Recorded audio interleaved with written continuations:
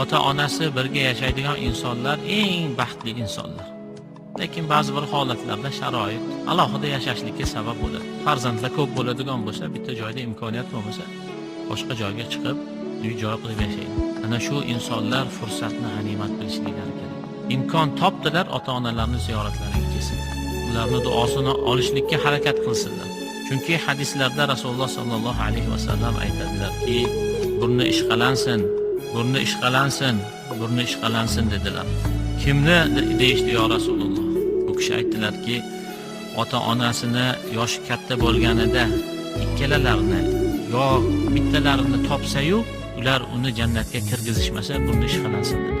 Bu degani nima degani? Ota-ona farzandini jannatga kirishiga sabab bo'ladigan insonlar degani. Demak, biz fursatni boy bermasdan imkon topdik, duo olib, hol ahvol so'rab, ikkita non ko'tarib